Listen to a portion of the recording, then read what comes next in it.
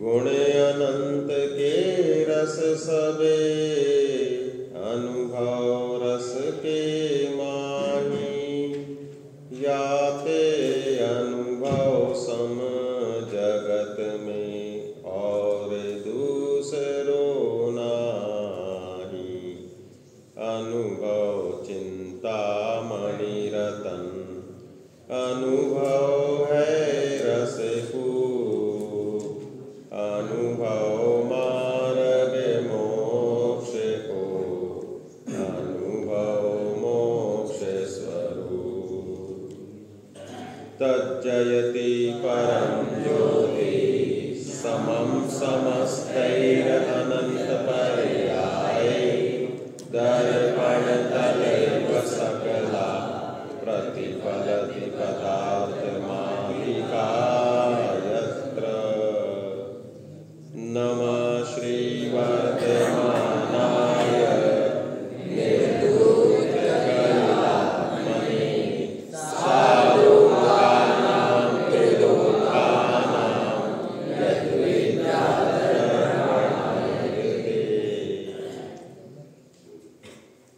हमने महावीर स्वामी को याद किया और उस परम ज्योति जिसमें लोकालोक दिखते हैं, ऐसे उस ज्ञान स्वभावी आत्मा को पाने वाले सिद्ध भगवंतों को याद किया। तज्जयति परम ज्योति, समम समस्त अनंत पर्याय। दर्पण तल इव सकला।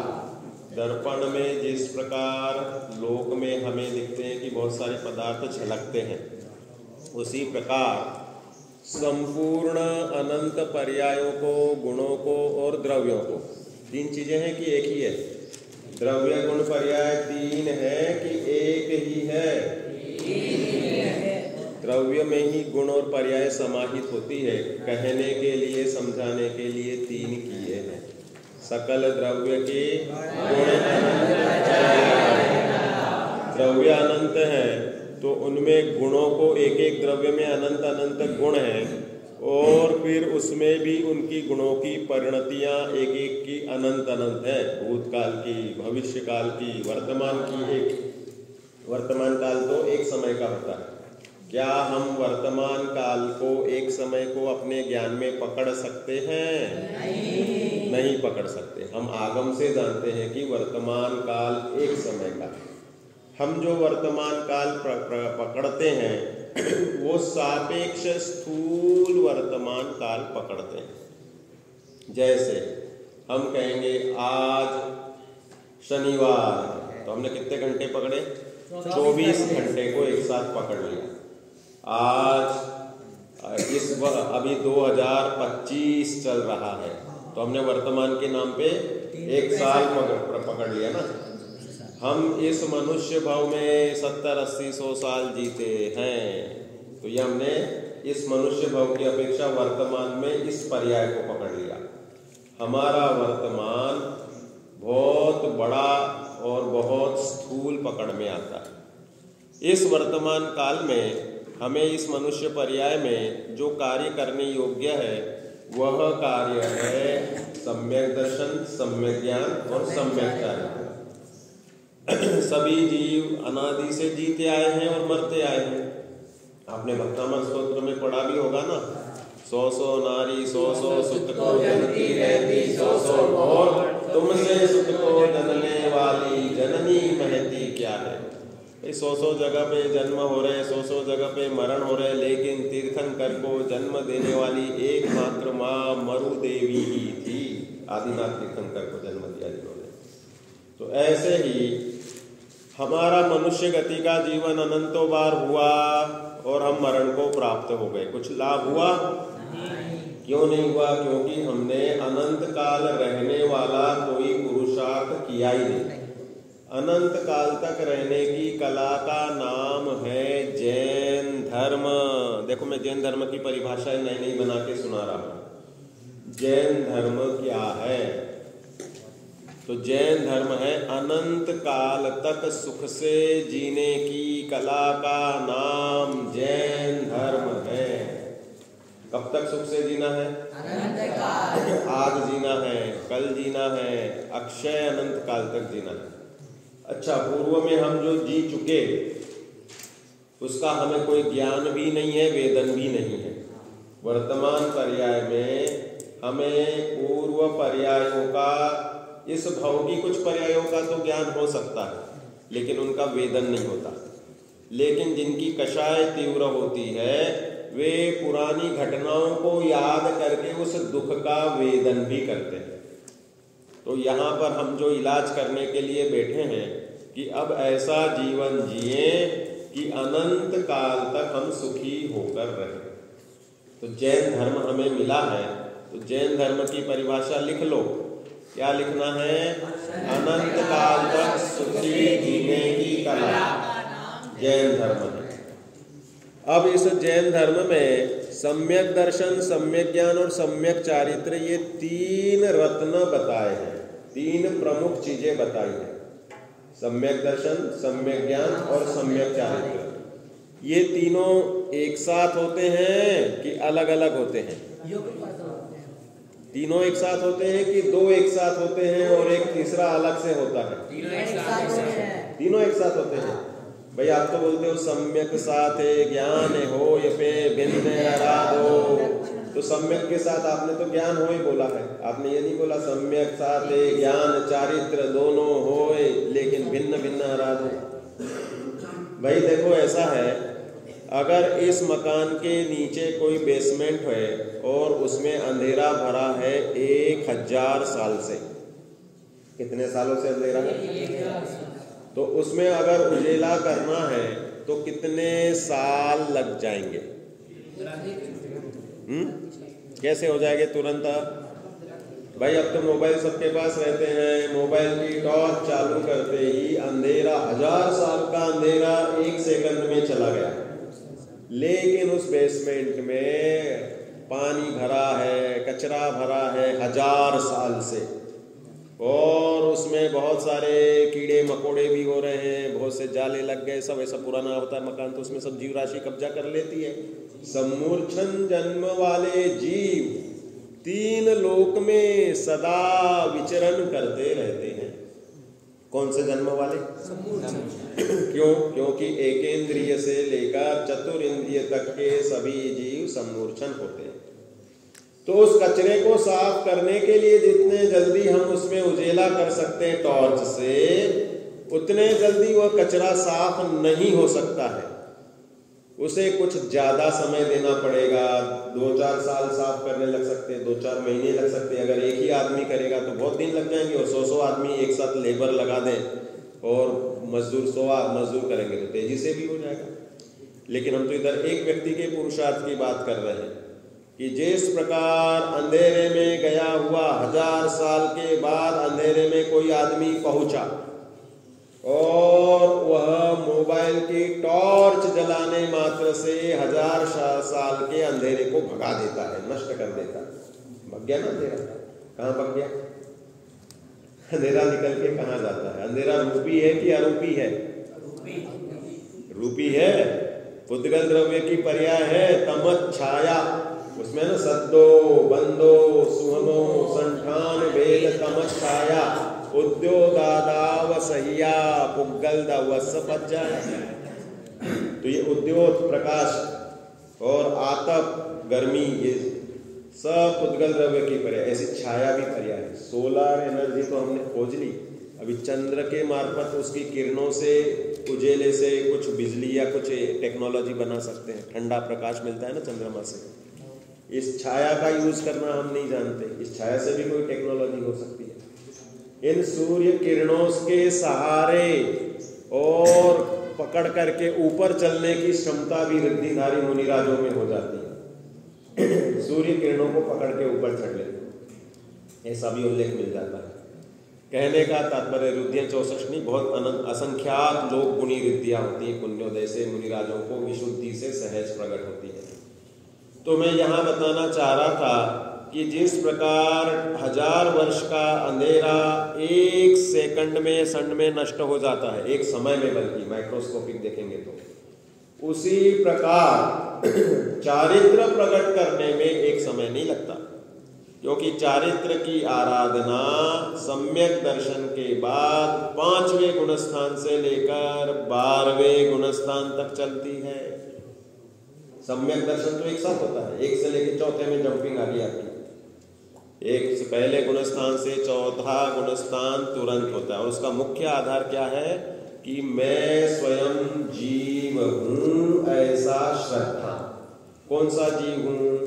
तो उसके लिए भी आपने समय सार वगैरह में दृष्टि का विषय अत्यंत स्पष्ट पढ़ लिया है। अपना यह जो प्रकरण चल रहा है, इसे आप लोगों ने जो बैनर बना के दिया है, चरणानुयोग का शिविर चल रहा है। चरणानुयोग की विशेष चर्चा हमें इस प्रकरण में करनी है, लेकिन कह रहे हैं कि जिस प्रकार सूखा ज्ञान कोई कार्यकारी नहीं है। सूखा ज्ञान और गीला ज्ञान समझते हो क्या होता है? सरस ज्ञान और अरस ज्ञान। सरस ज्ञान में आनंद होता है। आपको मैं एक आम दे रहा हूं, आम कैसा होता है? मीठा होता है। लेकिन मैं जो आपको आम दे रहा हूं उसमें पीला कलर है, उसमें अंदर बहुत प्रकार का मटेरियल भी भरा हुआ, लेकिन वह मिट्टी से बना हुआ रंगीन आम आपको दिया। तो कहने के लिए तो वो आम है, लेकिन सम्यक आम नहीं है। सम्यक आम होगा तो मीठा, रसीला और सुगंधित होगा। मिट्टी का आम होगा तो उसमें मीठापन, रसीलापन और क्या नहीं होगा? सुगंध भी नहीं होगी, सिर्फ रूप होगा। कलर तो है ना, वर्ण तो है, वर्ण स्पर्श रस गंध वर्णवंत पुद्गला। तो इसी तरह से जब सम्यक दर्शन हो तो आपको आत्मा का यथार्थ ज्ञान होगा, यथार्थ श्रद्धान होगी।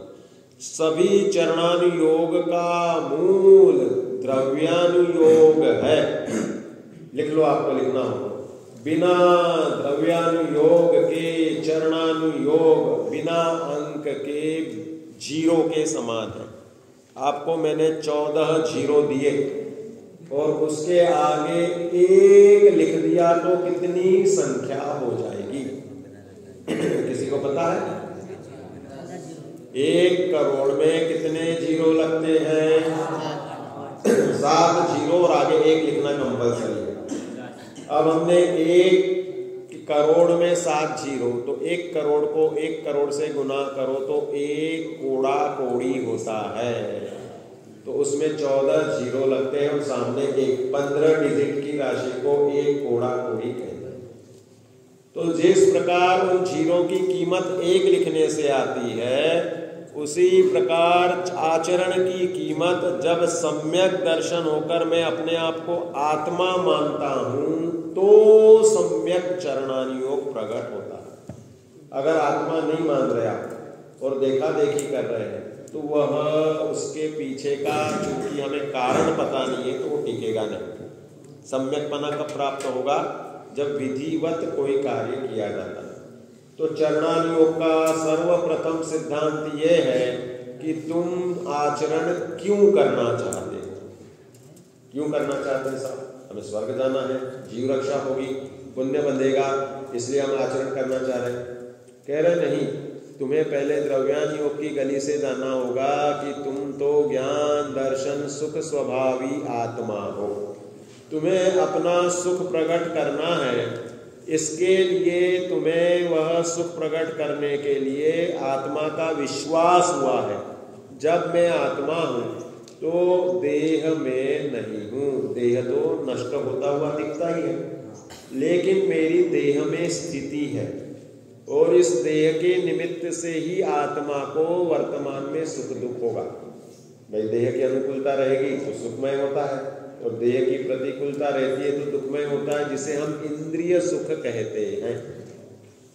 अब इस देह की अवस्था कैसी भी हो, मुझे सदा सुखी रहने का मार्ग मिलता है आत्मा के स्वभाव की एकाग्रता से। सदा सुखी होने का मार्ग क्या है? आत्मा की एकाग्रता। और उसके उदाहरण है मुनिराज। मुनिराज सुखी है कि दुखी है? सुखी है। मुनिराज के समान 3 लोक में छद्मस्तों में कोई सुखी नहीं है। इसलिए सर्वश्रेष्ठ सुख के निदान कौन है? मुनिराज। मुनिराज के पास सुख है तो मुनिराज कौन सा आचरण करते हैं जिससे सुखी है? कि साहब वो तो महीनों महीने उपवास कर लेते हैं, नग्न दिगंबर, शरीर सर्दी गर्मी में भी नग्न दिगंबर रहते हैं। तो ऐसी कला कि बाहर प्रतिकूल से प्रतिकूल परिस्थिति में भी सुखी रहने का नाम जैन धर्म है। दूसरी परिभाषा लिख लो। पहली परिभाषा लिखी थी आपने, अनंत काल तक सुखी रहने का नाम जैन धर्म है। और दूसरी परिभाषा, प्रतिकूल से प्रतिकूल परिस्थिति में सुखी होने का नाम जैन धर्म है। प्रतिकूल से प्रतिकूल परिस्थिति क्या है? कि भाई सुकुमार मुनिराज को किसने खाया? एक सियालनी ने 2 बच्चों के साथ 3 दिन तक खाया। ठीक है। सुकौशल मुनिराज को किसने खाया? शेरनी ने खाया, जो कि उनकी मम्मी थी। उसी भाव की माता आयु अल्प थी, सहदेवी माता मरी, शेरनी बनी और खुद के ही पुत्र को खा गई। और जब उन सुकौशल स्वामी को केवल ज्ञान हुआ, केवल ज्ञान होने के बाद देवागम आदि आए, देवागमन नभोयान ये आना सुनिश्चित है। और उस शेरनी ने आंखें टकटकी लगा करके देखा कि ये क्या हुआ। और उपसर्ग केवली तो 13वें गुणस्थान में होकर अंतर मुहूर्त बाद मोक्ष को चले गए। कीर्तिधर स्वामी जो सुकौशल के पिता थे, वो शेरनी को बोलते हैं, अरे जिस पुत्र को तू बहुत प्रेम करती थी, उस पुत्र को तूने खा लिया। तो उस शेरनी को जाति स्मरण ज्ञान, पूर्व पर्याय का ज्ञान हुआ, भेद विज्ञान हुआ कि अरे मैंने मुनि मार्ग की निंदा करके निंद्य शेरनी की पर्याय पाई थी कि मुनिराज को अपने घर में घुसने नहीं दूंगी। क्योंकि कीर्तिधर स्वामी ने सुकौशल के जन्म होते ही मुनि दीक्षा ले ली, तो उसकी पत्नी को इतना अंदर में द्वेष हुआ, मतलब कीर्तिधर स्वामी के, सुकौशल की माता की, उनने बयान लगा दिया कोई मुनिराज मेरे नगर में एंट्री नहीं कर पाए, इसका ध्यान रखना, चौकीदार को बोल दिया। और एक बार कीर्तिधर स्वामी स्वयं उधर से विहार करते हुए अंदर आ रहे थे, तो चौकीदार ने उन्हें फटकार करके कि मना है यहाँ पर आना। आक्रोश परिसर को जीतकर सुकौशल के पिता कीर्तिधर स्वामी वहां से शहर चले गए। फिर भाई माता ने देखा था कि अरे देखो कल के राजा थे यहाँ पर और मुनि धर्म इतना मंगल धर्म को अंगीकार किया, ऐसे मुनि महाराज को भी चौकीदार जैसे छोटे से आदमी ने अपमानित करके निकाल दिया। तो उसके आंखों से आंसुओं की धारा बही। सुकौशल स्वामी ने पूछा क्या हुआ? बोले कि ऐसा ऐसा हुआ, ये तुम्हारे पिता थे महान ऐसे जैन धर्म के शिरोमणि, 3 लोक में 3 काल में छद्मस्त में कोई सुखी तो महामुनिराज बन गए। ऐसे इनको अपमानित करके निकाला, इसलिए मुझे रुदन आया। बोला सुकौशल में जाता और मुनिराज के पास गया। तुम मुनियों के पास जाओगे तो नियम से सुखमय अवस्था मुनि अवस्था को प्राप्त करोगे। जो जिसके पास होता है वो उसी को प्राप्त करता है।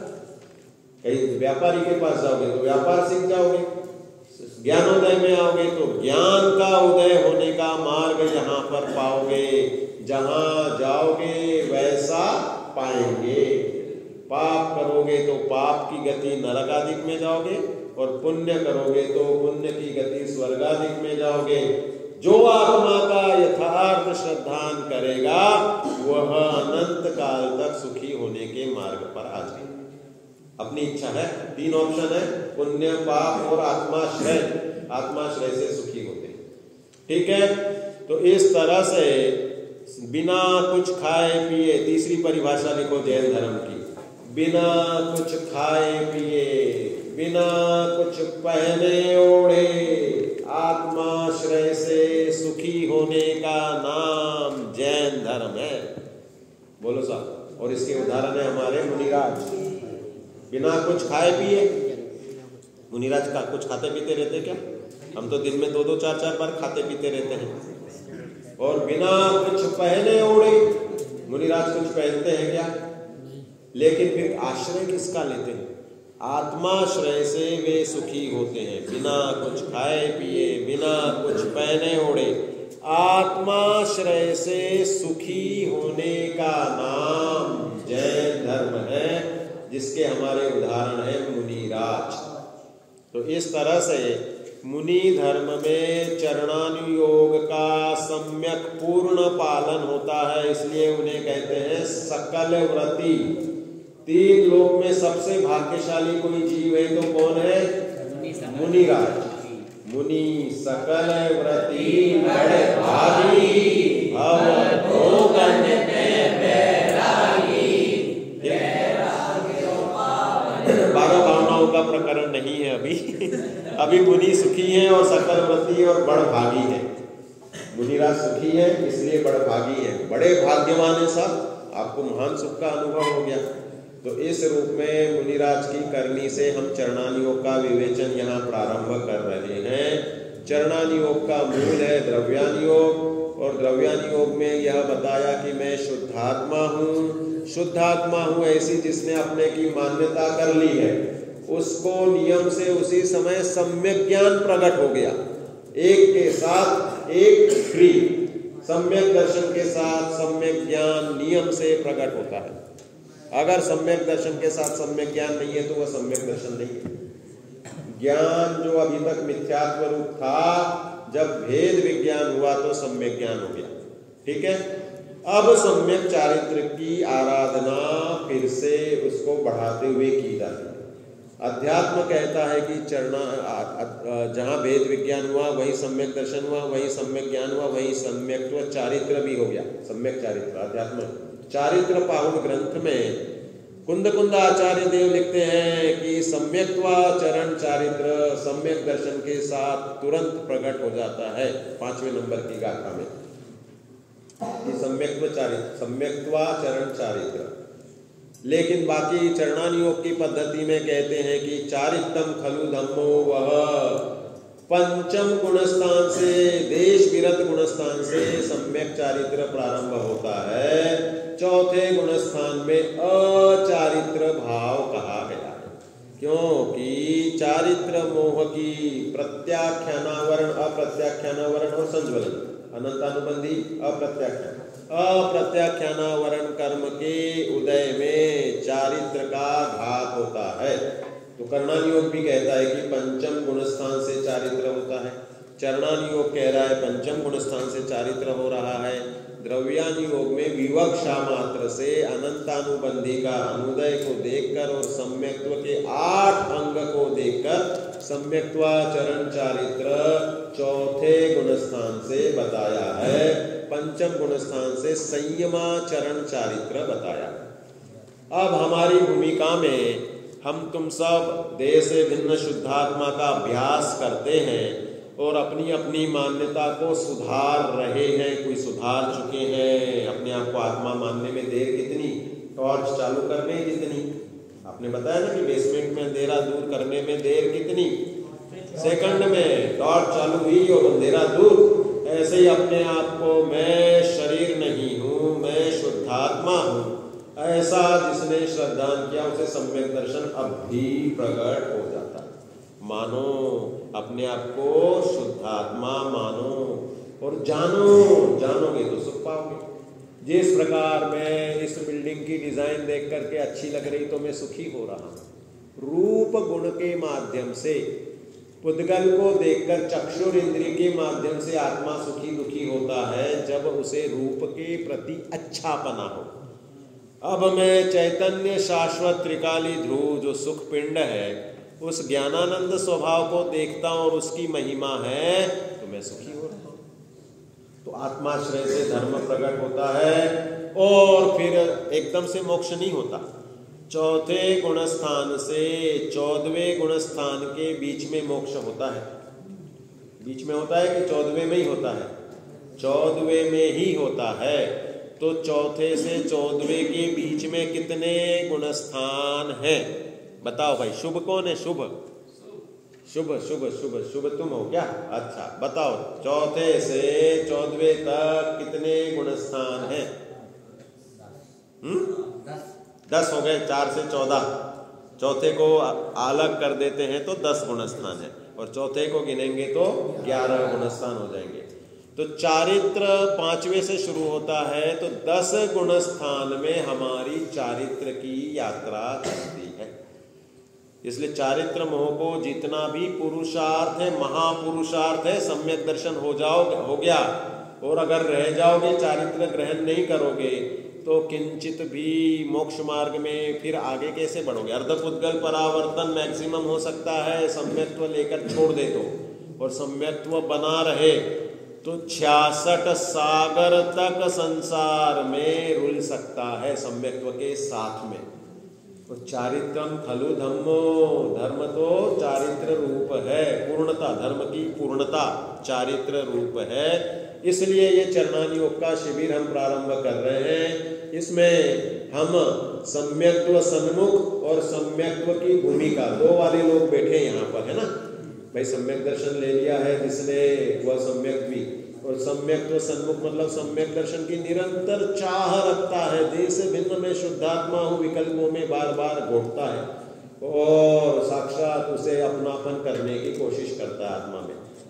तो उनका जीवन कैसा जीना चाहिए, इसके लिए ये चरणानी योग के ग्रंथों से हम अपने इस वर्तमान प्रैक्टिकल जीवन में कैसे चरणानी योग पाले, उसकी यहाँ पर विवेचना है। और विवेचना करने के क्रम में सबसे पहले यहाँ पर पीपीटी आपके सामने आ गई है।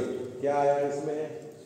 श्रावक का शब्द दिया है। देखो, जैन दर्शन में जो इस संसार में आया है, जैन दर्शन में आ गया, जैन धर्म पा लिया।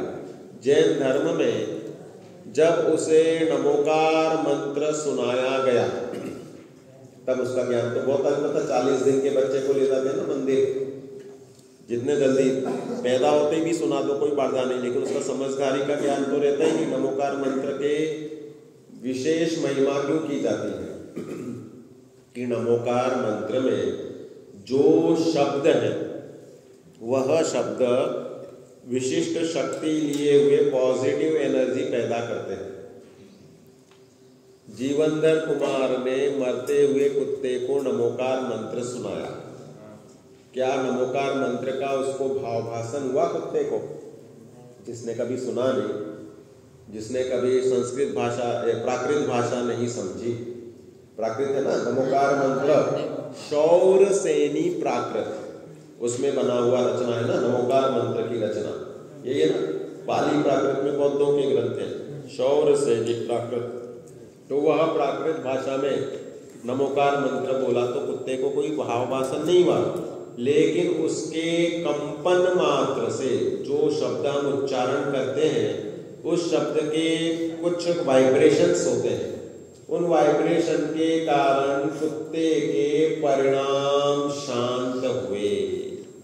यहाँ पर जैसे अपन अच्छे वैराग्य की म्यूजिक चलाओ तो वैराग्य में माहौल हो जाएगा, और कोई एकदम से डिस्को वाली म्यूजिक चला दे एकदम बम बम बम बम, जैसे आपकी चलती रहती ना रात को यहाँ पर शादी के ये जो हॉल है सब रिसोर्ट्स वगैरह में, तो एकदम से सब वैसे ही माहौल हो जाता है, हार्ट बीट्स बढ़ने लगती है, शरीर उछलने लगता है। और वैराग्य में चलेगा तो वैराग्य में भाव होंगे। तो नमोकार मंत्र का बिना भाव भाषण हुए भी पॉजिटिविटी ऑफ एनवायरनमेंट के कारण दिमाग में डोपामाइन और सेरोटोनिन नाम के हार्मोन्स रहते हैं, जिससे हमें खुशी मिलती है, हैप्पीनेस लगते हैं। उन सेरोटोनिन और डोपामाइन का सिक्रीशन का निकलना वह हो जाता है, और इसके कारण नमोकार मंत्र सुनने से कुत्ते के परिणाम शांत हुए, छोटे से 40 दिन के बालक के भी परिणाम शांत हुए। अब 8 वर्ष की उम्र में यह पाठशाला पढ़ के मैं शुद्धात्मा हूँ, शुद्धात्मा है मेरा नाम, मात्र जानना मेरा काम, बार बार ये किया इसने, तो सम्यक दर्शन उसके ऊपर चिंतन करे तो सम्यक दर्शन ले ले। वैसा ही मानना, इसका नाम सम्यक दर्शन, वैसा ही जानना सम्यक ज्ञान। अब उसमें इसका जीवन चलता है कि इसे मनुष्य गति में सराउंडिंग्स मिली। पंचम काल की सराउंडिंग ऐसी है कि भाई इसमें अनेक प्रकार के बाहर होटल मिलेंगे, घर में मर्यादा सहित मर्यादा रहित भोजन मिलेगा, अनेक प्रकार से भाई बहन वगैरह मिलेंगे, आने जाने वाले लोग मिलेंगे, रिश्तेदार मिलेंगे, अपने अपने उदय के अनुसार संयोग पाए हैं। अब भेद विज्ञान लेता हुआ जीव अपने आचरण को किस तरह रखे तो वह चरणानुयोग बतलाता है। उसे 8 वर्ष की उम्र में संज्ञा देते हैं श्रावक। सामने है श्रावक। श्रावक का क्या अर्थ लिखा है? 3 चीजें चाहिए, श्रद्धा, विवेक और क्रिया। श्रद्धा तो हमने दे दी आपको कि मैं शुद्धात्मा हूँ, ये निश्चय श्रद्धा। और संसार में मुनि के समान कोई सुखी नहीं है। पंच परमेष्ठी कौन है? पंच परमेष्ठी में कितने परमेष्ठी मुनि हैं और कितने परमेष्ठी अरूपी हैं? ठीक है, सिद्ध परमेष्ठी अरूपी है और 4 परमेष्ठी रूपी है और चारों ही परमेष्ठी मुनि है। 13वें गुणस्थान वर्ती अरहंत भगवान, नमो अरहंताणम। स्नातक मुनिराज है, पुलाक, बकुश, कुशील, निर्ग्रंथ, स्नातक आदि है ना, तो स्नातक मुनिराज है, सर्वश्रेष्ठ मुनिराज। तो मुनि पद, संयम पद को निरंतर संयम की वंदना नमोकार मंत्र में है। तो श्रद्धा तो चाहिए पंच परमेष्ठी के प्रति। आपने उसमें 12 भावनाओं में याद है ना, शुद्धात्म अरूपंच गुरु जग में शरणागतो मोहे उदय दिए के व्रता आने कल्पना हो। अब इसमें 2 बातें क्लियर हो गई कि भाई मोह उदय से अन्य कल्पना होती है और जिनका मोह नष्ट हो गया है तो वे शुद्धात्मा को अपना करते हैं और पंच परमेष्ठी को आदर देते हैं। पंच परमेष्ठी अपने हैं क्या?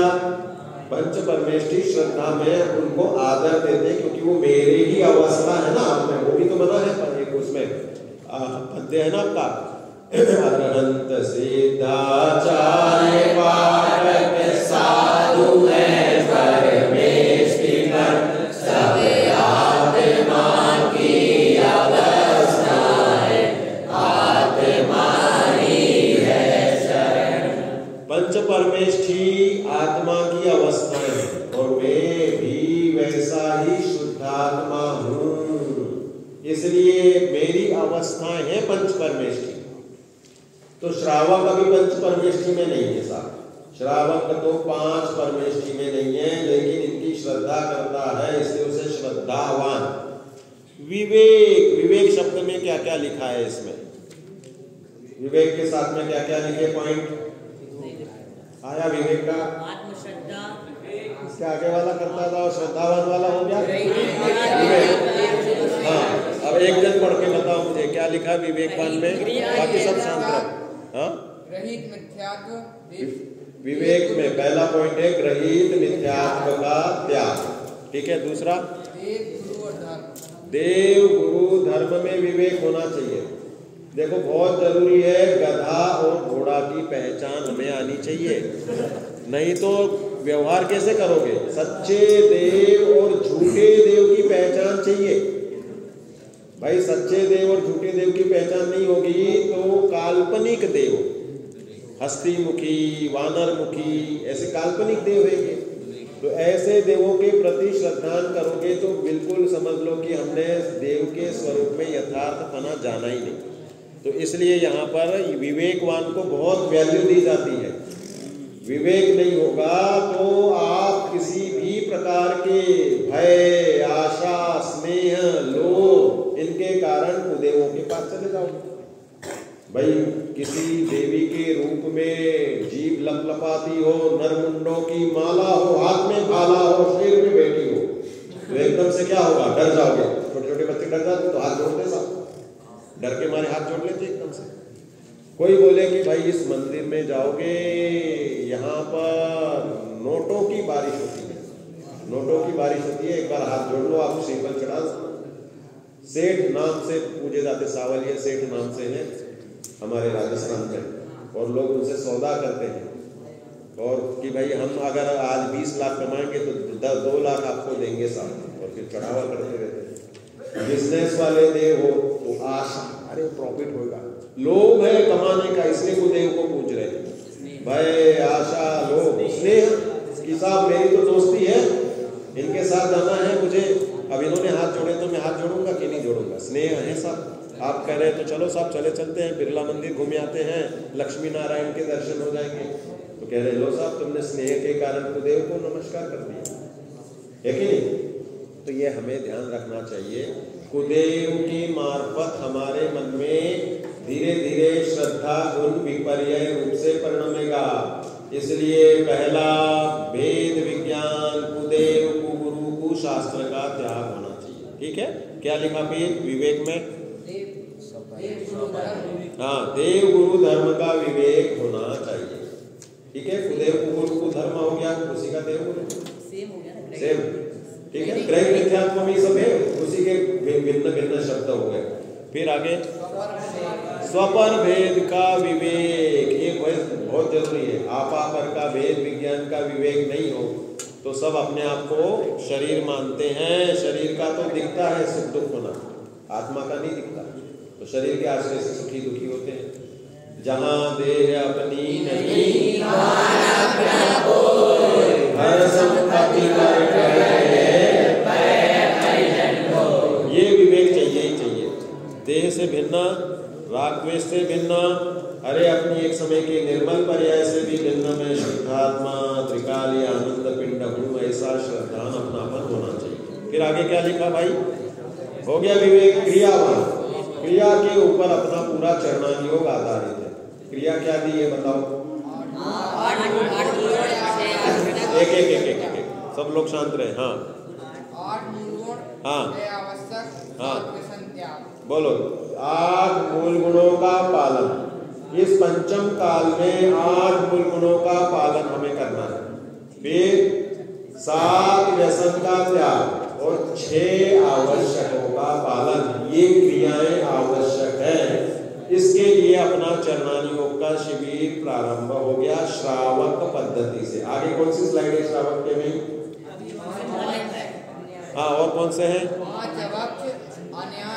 अनीति और अभक्ष का त्याग। 5 अभक्षों का त्याग, त्रसघात, बहुघात, मादक और अनुपसेव्य और अनिष्टकारक, इनका भी विवेचन आएगा अपने में। और इसी में सब कुछ चलता है। त्रसघात और बहुघात में पूरा जीवन जाता है, और वर्तमान में तो त्रसघात ही सर्वत्र है। म्लेच्छवत जीवन में त्रसघात अभक्ष खा खा के नरक और तिर्यंश में जाते हैं। सबसे बड़ा खाना पीना ही तो संसार का सुख मानते हैं लोग। इसलिए मुनिराज तक अंतिम समय तक, जब तक श्रेणी नहीं माने उसके पहले तक आहार चर्या करते हैं, क्योंकि आहार नकेले पहाड़। इसलिए पूरा चरणान योग आहार और विहार इन दोनों के ऊपर ही आधारित है। फिर आगे क्या है? 5 अनुव्रत भी हमें अपनी श्रावक की भूमिका में लेने हैं, उनका वर्णन आएगा। और निश्चय क्रिया बिना व्यवहार क्रिया की कोई कीमत नहीं है, इसलिए उसका भी वर्णन आएगा। और किसके भेद? हाँ, अब श्रावक के भेद, यहाँ तक आज हमें लेना है। श्रावक के 3 भेद हैं। कौन से हैं? हम तुम सब कौन से श्रावक हैं? क्यों पाक्षिक में क्यों हो भाई? नैष्ठिक नहीं हुए अभी तक? देखो बता रहे आपको। पाक्षिक श्रावक तो जैन धर्म का पक्ष जिसने लिया है उसे पाक्षिक कहते हैं, और जैन धर्म में जिसकी निष्ठा हो गई उसे बोलते हैं नैष्ठिक। और जो प्रतिमा आदि ग्रहण करके जीवन को साधनामय कर चुके हैं उन्हें साधक श्रावक कहते हैं। 3 भेद लिख लो। पाक्षिक श्रावक किसे कहना? आगे की स्लाइड में है क्या परिभाषा? नहीं है पाक्षिक की? ठीक है, चलो विवेचन से ही समझो। पाक्षिक श्रावक उसे कहते हैं जिसे जिन धर्म का पक्ष है। भाई पक्ष हमें कब से है? बचपन से है। हमारे मम्मी पापा ने हमें मंदिर ले जा करके बोला बेटा रात्रि भोजन नहीं करना और पानी छान के पीना, 2 चीजें कराते हैं। महावीर तो कहे गए जैनी वही कहानियां जो छान के पानी पिएंगे और रात्रि भोजन कर त्यागेंगे, छोड़ेंगे। अब उसमें जिनालय भी डालना, उसमें दया पालना, और हाँ ये 2 क्रियाएं मुख्य हैं, रात्रि भोजन त्याग और पानी छान के पीना। सबसे ज्यादा हिंसा इस संसार में कोई है तो एकमात्र जल की है। पानी छानना सबसे दुष्कर कार्य है। जीवानी देना, तुरंत छानना, छान के जीवानी। सबसे पहले ट्रेनिंग देनी चाहिए तो काय की ट्रेनिंग देनी चाहिए? पानी छानने की ट्रेनिंग देनी चाहिए। बड़े मोटे मोटे छन्ने सबके हाथ में होने चाहिए, दोहरे करके। खुद का ग्लास, खुद का लोटा, खुद की बॉटल, खुद की बाल्टी। देखो हम पीते तो ग्लास प्रमाण है और नहाते धोते हैं बाल्टी प्रमाण है। तो ज्यादा हिंसा तो बाल्टी में जीवों की मरने की भी कि नहीं हुई? एक बाल्टी से नहाया, लैट्रिन में पानी बहाया तो कह रहे कि अनछने पानी को बहाते हो तो महाहिंसा। और पीने में तो आप मुश्किल से 10-20 ग्लास पियोगे दिन भर में, आधी बाल्टी पियोगे, पौन बाल्टी पियोगे या और भी कम पियोगे। जितने लीटर की 1 बॉटल 2 बॉटल डेली कम से कम 2.5 से 3 लीटर पानी पीना चाहिए। स्वास्थ्य विज्ञान गर्मियों में 4 लीटर तक भी, 5 लीटर तक भी पीना चाहिए। पानी का रिक्वायरमेंट हर बॉडी की अलग अलग होती है, लेकिन नहाने धोने तो बाहर की चीजें। अगर आप स्वच्छ मर्यादित रूप से जीवन जीते हो और अशुचि स्थानों के वस्त्र भिन्न रखते हो तो नियम से आपका शरीर इतना पानी मांगेगा ही नहीं नहाने के लिए। और इसलिए अपन जितने भी चरणानियों के, अपने मुनिराज जो है, चरणानियोग शिरोमणि मुनि धर्म है। मुनियों के आचरण में चरणानियोग फलता है। वे स्नान व्रत के धारी होते हैं, एक बूंद पानी भी नहाने के लिए खर्च नहीं करेंगे। इस तरह से उनका स्नान व्रत चलता है। ठीक है, तो पाक्षिक श्रावक जिन धर्म का पक्ष है। नैष्ठिक मतलब जिसको निष्ठा हो गई है। निष्ठा समझते हो? निष्ठा हो गई तो हम कुछ न कुछ आचरण करने लगते हैं। हिसाब में रात्रि भोजन छोड़ के मैं अब 6 बजे बाद भोजन नहीं करूंगा, मैंने रात्रि जल का त्याग ले लिया, मैं सूर्यास्त के बाद पानी नहीं पीऊंगा, तो मेरी ताकत नहीं है, सब 7 बजे तक ले लेता हूं मैं, किसी की और नहीं है तो वो 8-9 कुछ तो लिमिट करे। अगर लिमिट नहीं करेगा तो रात भर पानी पीने जैसा पाप हो गया उसका, कभी भी उठेगा गड़गड़ गड़गड़ पी जाएगा। इसलिए टाइमिंग्स लिमिट जरूर करना चाहिए। पाप की लिमिट नहीं हो तो संसार की लिमिट नहीं रहेगी। संसार में गतियां कितनी है? 4 गतियां हैं। 4 गति में भी हम कहते हैं गति वास्तव में 2 ही है। एक तो सिद्ध महाराज और दूसरी निगोद राशि। निगोद में चला गया तो काल अनंत तक निकलना मुश्किल है। इतर निगोद में रहने का उत्कृष्ट काल 2.5 उद्गल परावर्तन। नित्य निगोद में तो अनादि से रहा, वो तो निकल गया तो अब निकल गया, उसका टेंशन खत्म कर लो आप। इतर निगोद में 2.5 उद्गल परावर्तन, जिस उद्गल परावर्तन के कोने में असंख्या तो नहीं सक्षय अनंत भाव हो जाते हैं, सक्षय अनंत सागर हो जाते, इतने वर्ष रहते हैं। सब गणित मान भी कभी सिखाएंगे आपको। तो इसलिए अनंत काल तक निगोद में रहना। और कह रहे एकेंद्रीय में असंख्यात उद्गल परावर्तन, लगातार एकेंद्रीय मतलब जड़ जैसा जीवन। इसलिए पाप को कंट्रोल करना जरूरी है। तिरस पर्याय को चिंतामणि समान दुर्लभ और पुण्यमय बताई गई है। तो श्रावक में साधित जो श्रावक है, नैष्ठिक श्रावक है, कुछ ना कुछ निष्ठा रखता है तो चरणानी योग का कुछ अंश में पालन करता है। 8 मूल गुण वाला श्रावक जिसने निष्ठा रख ली वो कहलाएगा नैष्ठिक श्रावक। अतिचार सहित होंगे उसके, लेकिन करेगा जरूर। 10 बार चींटी गिरती जाए नीचे, 1000 बार गिर जाए, पेड़ पे चढ़ना। पेड़ पे लगा है आम, आम खाने के लिए चींटी जाना चाह रही है पेड़ पे चढ़ चढ़ के, कितने देर में पहुंचेगी? हवा चलती बार बार गिरती, लेकिन लगी है, चढ़ रही है, तो हम बोलेंगे निष्ठा है उसे नैष्ठिक श्रावक जैसी, पहुंच जाएगी। और एक बाहर बैठा है तोता, वो तोते के पास ताकत कितनी कि वो साधक श्रावक जैसा है कि उड़ के आया और उसने श्रावक का सबसे श्रेष्ठ भूमिका क्षुल्लक दीक्षा और एल्लक दीक्षा। सर्वश्रेष्ठ श्रावक कौन है? एलक और क्षुल्लक। 11वीं प्रतिमाधारी में 2 भेद है, तो एलक उसमें भी ऊंचे हो गए इस रूप में, ठीक है, आरिका और क्षुल्लिका। तो इस तरह से साधक श्रावक में पहली प्रतिमा से 11वीं प्रतिमा वाले, और नैष्ठिक श्रावक में जो है वह निष्ठा रख रहे हैं, प्रतिमा अधिग्रहण नहीं है, सम्यक दर्शन के साथ हैं, कुछ न कुछ नियम संयम लेकर बैठे हैं, उन्हें कहते हैं निष्ठावान श्रावक। और पाक्षिक श्रावक के साथ मुझे तो अभी मैं सब कुछ ले रहा हूँ, लेकिन मुझे जैन धर्म प्रीतिवान लगा है, मैं सब छोड़ के एक दिन मुनि बनूंगा। श्रावक वही जो निरंतर मुनि बनने की भावना पाए। इस रूप में यहाँ पर हमने श्रावकों के 3 भेद देखे, और फिर बाद में अब वर्तमान जीवन शैली में कैसे कैसे खान पान और अनेक प्रकार की विपरीतता आती है, और हमें श्रावक धर्म में रोड़े मिलते हैं जीवन में, उनके निराकरण का मार्ग हम प्रशस्त करेंगे। उसकी चर्चा अपने अगले सत्र से सामूहिक सत्र में आएगी। आपको कुछ वीडियो दिखाए जाएंगे कि जिनके माध्यम से बताया जाएगा कि हमारे खाने पीने में बाहरी चीजें जो बहुत सी आती हैं, उन ई नंबर युक्त तत्वों का क्या हमारे जीवन में मांसाहार रूप में प्रयोग हो जाता है, तो उसे छोड़ने के लिए वो वीडियो शाम को दिखाएंगे। हाँ, उसमें आपने बोला कि नैष्ठिक श्रावक को, हाँ भाई सब शांत प्रश्न। हाँ, आपने जो पीपीटी दिखाई उसमें बहुत कुछ डिफरेंट था, और आपने जो समझाया वो डिफरेंट था। जैसे आपने बोला कि नैष्ठिक श्रावक को प्रतिमाएं नहीं, और उसमें लिखा है 5 स्थान 1 से 10 प्रतिमाएं। हाँ, बहुत अच्छा सुंदर विवेचन बताया। नैष्ठिक श्रावक को प्रतिमाधारी 1 से 10 प्रतिमा तक बताया गया है, बिल्कुल सही। और पाक्षिक श्रावक आपने कहा कि मतलब जैसे जैन धर्म का सिर्फ पक्ष, लेकिन उसमें मिथ्यात्व तो लिखा, चलो चौथा गुणस्थान भी लिखा, तो बिल्कुल।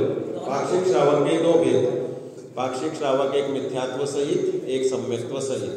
सम्यक दर्शन के साथ में हो, और कुछ भी जिसने नो इत्य सुविरदो नो जीवो थावरे तसे वापी सत्तहदि जिनुक्तम सम्माय किया विरदो सो। चौथे गुणस्थान की परिभाषा जो दी है कि जिसने ना रस हिंसा छोड़ी है, ना स्थावर हिंसा छोड़ी है, और इंद्रियों से भी विरक्त नहीं हुआ है, उसे भी सम्यक दर्शन होता है। अविरत सम्यक भी चौथा गुणस्थान होता है। तो इस रूप में वह घटता है कि सम्यक श्रावक, और जो मिथ्या दृष्टि है सम्यक सन्मुख है, उसे भी पक्ष है जिस धर्म का, तो वो भी पाक्षिक श्रावक से ही प्रारंभ होता है। विवक्षाएं अलग अलग इसलिए है कि चरणानि योग स्थूल कथन करता है कि आपको देव शास्त्र गुरु की श्रद्धा हो रही है तो सम्यक दर्शन हो रहा है। श्रद्धानं परमार्थानां आत्मानं